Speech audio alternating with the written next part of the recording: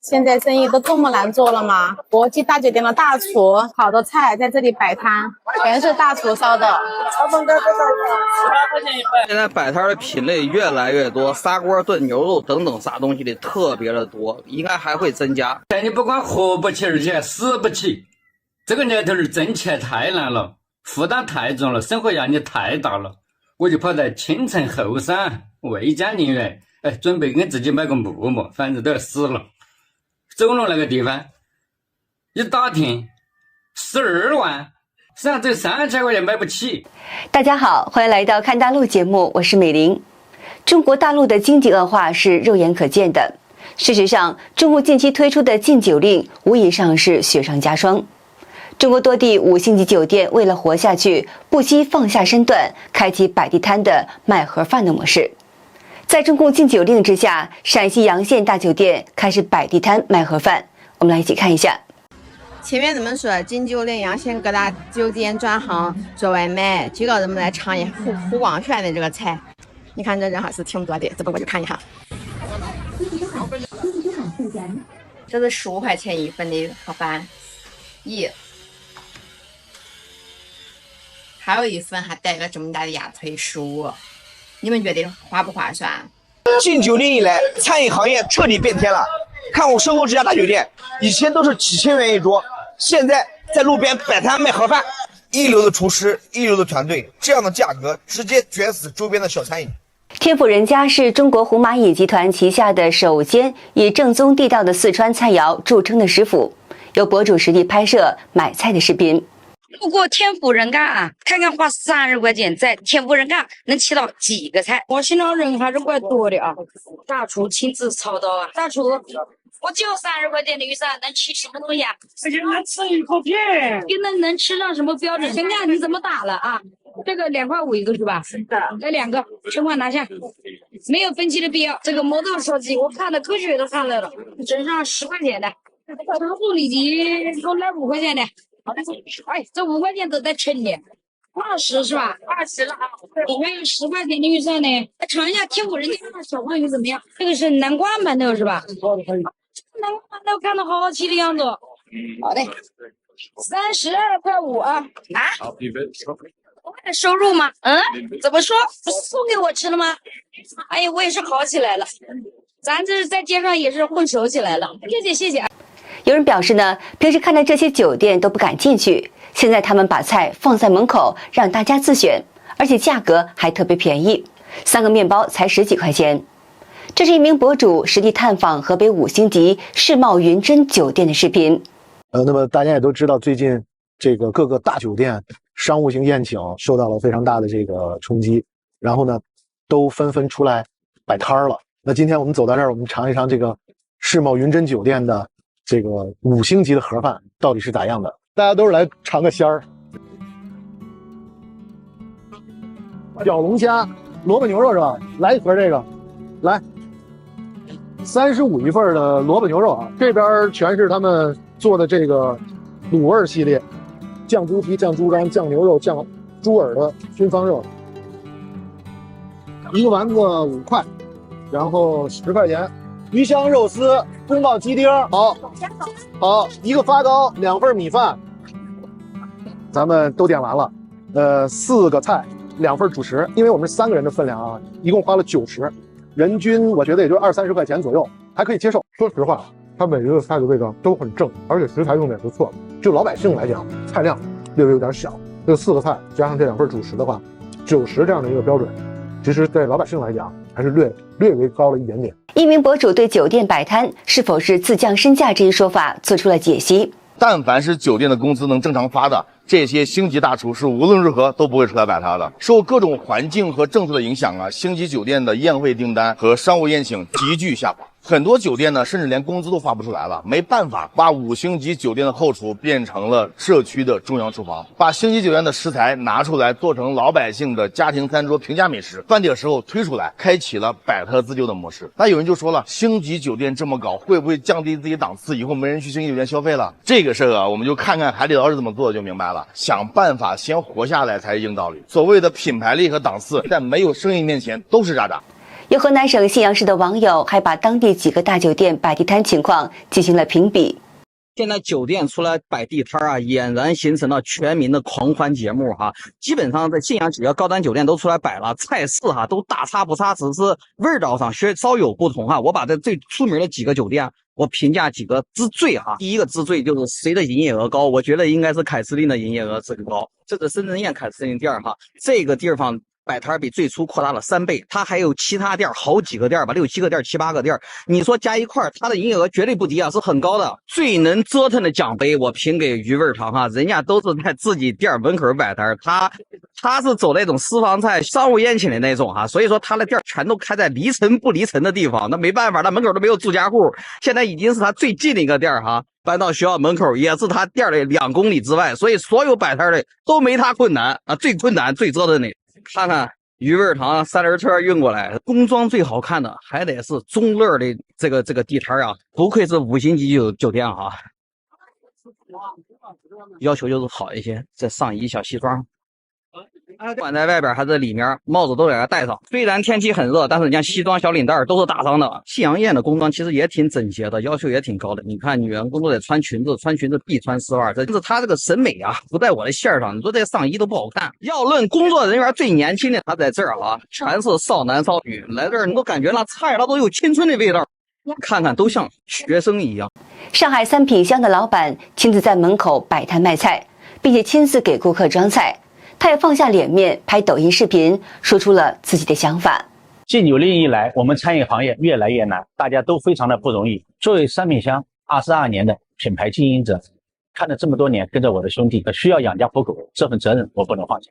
我们开始尝试拍抖音，在门口摆摊，拍得不够专业，但为了生存和发展，必须迈出这一步。困难是现实的，但老百姓的日常需求始终存在。我们准备了丰富的菜品，小菜5元、8元、10元，肉类价格实惠，卤味凉菜齐全，方便大家带回家，解决了大家的买菜烧。表面看来呢，随着中共强力实施禁酒令，中国多地都出现4星级、5星级大酒店摆摊卖盒饭的现象。这些酒店敢于放下身段卖价格优惠的平价美食，引发了民众们的购买热情，看着呢也是挺热闹的。但在这个现象的背后，却是那些小餐饮地摊摊主们的无奈。做梦都没有想到，就是打败我们小吃行业的，不是一天到晚和我们卷低价的同行，也不是街头巷尾的地摊，而是大酒店。你们也都看到了吧？所有的大酒店好像一夜之间全都商量好了，都在门口摆起了地摊，卖快餐、卖熟食。关键是它的价钱卖的还很便宜。曾经呢，人均消费3、400甚至上千的大酒店，现在只需要花个10块、15块就能吃到了。就算他们卖的比我们贵一点，因为有大酒店做信任背书，我相信老百姓还是选择他们的多啊。那么呢，就当下这个情况，对我们这些做小吃的应该怎么办呢？是啊，随着中共当权者的不断折腾，中国经济越来越差劲。不但是大酒店卖盒饭，严重影响到这些小餐饮业者和真正的地摊摊主们。中国各行业经济都是一片哀嚎，这是中国农民所面临的艰难的困境。因为现在走投无路了，国家大基建这事基本停了，就是大规模修路、建桥、盖房子那些活，现在少了很多。这样一来，好多农民工眼看就要失业，想干那些最脏最累的活都没门了，更别提有些工厂还搬到东南亚、非洲那地方去了，农民工只能往回用，这就是咱现在的处境。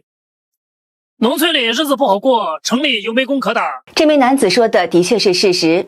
有网友说出了更让人扎心的真相，即中共当年大搞基建的盲目决策，也掏空了国民经济与钱包，从而引发了中国经济大萧条。随着美中贸易战开打，产业链纷纷外移，中国工厂大量倒闭，那些工厂老板的日子也很不好过。你知道今年有多少工厂倒闭，多少万人失业，没有工作，没有活干？就咱们江浙沪这一片，每天将有上百万人都是在找工作，你不知道有多难。今年的生意特别的难做。昨晚跟朋友在一起喝酒，他们说：“哎呀，6月没开张，7月到现在也没开张。”还有朋友说，有些厂现在从7月1号开始放假，一直放到9月1号。我现在觉得我的那个情绪都好像出问题了。就今天是7月3号，这个月短短的那个几天，就一个个那个放假，然后结业、破产、倒闭的消息，就真的让我觉得很难过。就我现在会有那种心慌，然后有时候会喘不上气一样的感觉。你说佛山那一家就是那么老牌的一家外贸照明的公司，它结业了，然后佛山还有一家是做那个印刷包装的，也在破产清算中了。就深圳还有一家就是做那个半导体封装的龙头，也说放假2个月，然后复工时间是要另行通知的。就是这些企业其实在我们这个圈子里面其实都是龙头的那个存在，就是很难接受，然后就觉得很心酸也很无助。你说我们做企业的好不容易就熬过了那个3年的疫情，就想着说黑暗的时间已经过去了，要到黎明了，就想着自己连可以就是好一点。那你看这样子，一名工程老板停产，偷偷卖设备被工人发现，这是他的供应商披露的一些事实。印刷机整个印刷车间全部停摆了，今天所有的员工都堵在门口，现在都不做事了。我刚刚去了他后道那边，设备那边车间也是准备把设备卖掉，拉了2台出去，剩下的没拉完，被员工发现了。你看剩下这么多油墨，这个是什么华达的，还有这些纸张都没多少了。这下把供应商害死了，听说欠房租的几百万呢，工人工资2、3个月没发工资，好多供应商都是几十万、几百万的一大堆。这个供墨系统还是我们的看到的心酸欠我好大一笔钱怎么办呢？无良老板害死人，心酸了，心痛餐饮店老板也是生意惨淡。星期六的生意做的就这么窝囊吗？这都11点40几分了10点半来了一个人，11点20来了一个人，然后我以为外卖一单没有，我还以为我们家外卖出了什么问题，我把后台前端全部检查了一遍，没问题外卖没有，人没有。这场星期六不过如此了吧？地摊摊主也是一肚子口水。5点出来的，现在是6点55，1个小时55分钟，出来摆地摊儿，战绩10块钱，卖了一条裤子。这年头，你要是说想要挣钱，太难了。一名女老板说出了很多生意人面临的困境。现在各行各业都在熬。我上个月不是生意特别差嘛，然后就出去找人聊了一会天。我们周边的店铺无一例外，基本上上个月都很差，赚钱的真的是寥寥无几。然后我又跟我们周边的开工厂的，还有一些亲戚做生意的，还有开公司的都有聊一下天，问他们都生意怎么样。因为我自己生意太差，就说想看一下别人家生意都怎么样。开工厂的也是在熬，基本上都停摆了。开公司的那就更熬更煎熬，都在卷同行你卷我，我卷你。还有做生意的无一例外都是感觉去年还活得好好的，今年就一下子就不行了，真的很可怕。现在各行各业真的就是一个字，熬。曾经爱时尚的年轻人现在过的是什么样的日子呢？价钱对你有什么影响吗？我现在加油去加油站，我都加50块钱了。够跑吗？不够再说呗，兜里边只有80块钱。你看看，我们出去玩去吃饭，我兜里边就80块钱，买2包烟，都买最便宜的烟，就剩50块钱了，加油。一名男子感叹说：“我们这一代人是最倒霉的一代人，最悲催的一代人，也是最可怜的一代人。我们既活不起，也不敢死。你说我们不可怜吗？房子买不起，车子买不起，婚结不起，孩子养不起，生病看不起，老人抚养不起。除了穷、苦、累、有压力、有紧迫感、有紧张感、人抑郁，我们还剩下什么？每天的生活就像打仗，如履薄冰，怕失业，怕赚不到钱，怕没有能力维持生活。我们真的很累呀。今年中国经济越发恶化，看看上面各行各业老板们的亲身经历，给人的感觉就是中国经济今年那叫一个让人绝望。人们无论是白领还是高端酒店老板，还是普通民众，还是底层的农民工，每个人都有自己的难处，都在苦苦的挣扎。比起中国民众的艰辛，中共官员们却过的是盆满钵满，每天好吃好喝，甚至把自己儿女子孙送到国外去享福。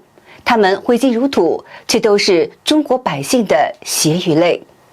好的，今天就和大家聊到这儿了，请您记得点赞、订阅、留言，并且分享给您的朋友们。感谢您的支持，我是美玲，我们下期节目再见。